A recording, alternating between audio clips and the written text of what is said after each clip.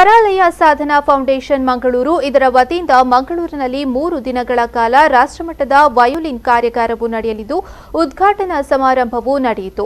ನಗರದ ಉಜ್ಜೋಡಿಯಲ್ಲಿರುವ northern sky ಸಿಟಿನಲ್ಲಿ ನಡೆಯಲಿರುವ ಕಾರ್ಯಕ್ರಮಕ್ಕೆ ಸಂಭ್ರಮದ ಚಾಲನೆ ದೊರೆಯಿತು.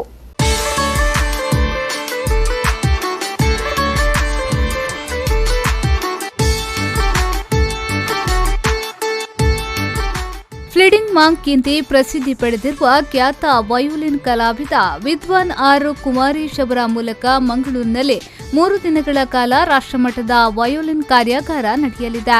ಮಂಗಳೂರಿನ ಉಜ್ಜೋಡಿ ಪಂಪ್ವೆಲ್ನ ನಾರ್ಥನ್ ಸ್ಕೈ ಸಿಟಿಯಲ್ಲಿ ನಡೆಯಲಿರುವ ಈ ಕಾರ್ಯಾಗಾರವನ್ನು ಧರ್ಮದರ್ಶಿ ಹರಿಕೃಷ್ಣ ಅಪ್ಪನವರು ದೀಪ ಬೆಳಗಿಸುವ ಮೂಲಕ ಉದ್ಘಾಟಿಸಿದರು.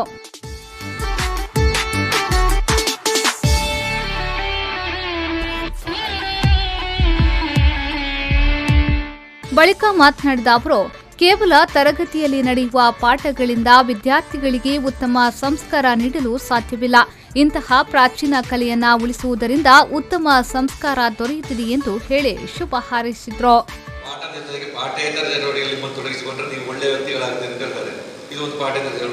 ಅವಕಾಶ ಸಿಕ್ಕಿದಾಗ ಇದನ್ನೆಲ್ಲ ಉಪಯೋಗಪಡಿಸಿಕೊಳ್ಬೇಕು. ಕೇವಲ ಶಾಲೆ ಓದು ಅಂಕ ಗಳಿಸಲು ಮಾತ್ರ ಅಲ್ಲ, ಅದರ ಹೊತ್ತಿಗೆ ಸಮಾಜದ ಬಗ್ಗೆ ಆಸಕ್ತಿ ಇರಬೇಕು, ಸಂಗೀತಕ್ಕೆ ಆಸಕ್ತಿ ಇರಬೇಕು.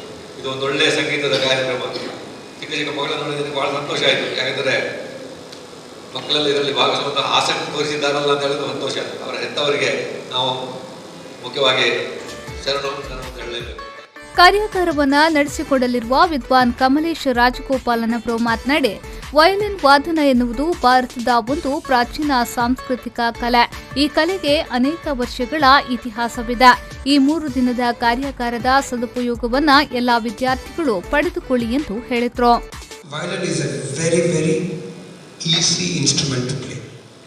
Today is supposedly World Violence Day, but I would like to tell you, you'll feel very happy about it.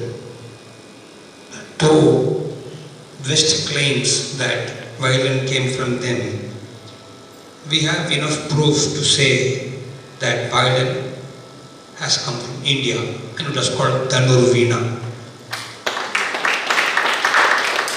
That picture you see there is a sculpture of the violin in Chidambaram temple.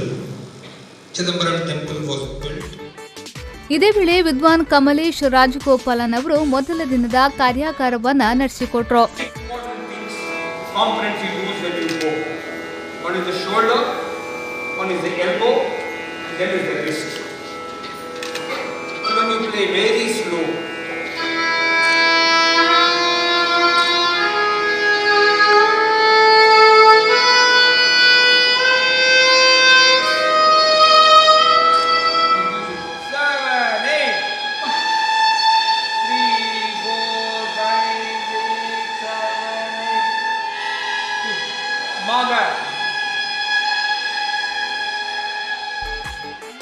ಕಾರ್ಯಾಗಾರದಲ್ಲಿ 50ಕ್ಕೂ ಅಧಿಕ ವಿದ್ಯಾರ್ಥಿಗಳು ಭಾಗಿಯಾಗಿದ್ದರು.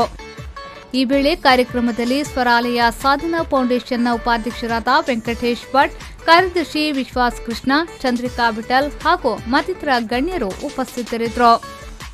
Aditya Rao, ವಿ4 news 24/7 Mangaluru.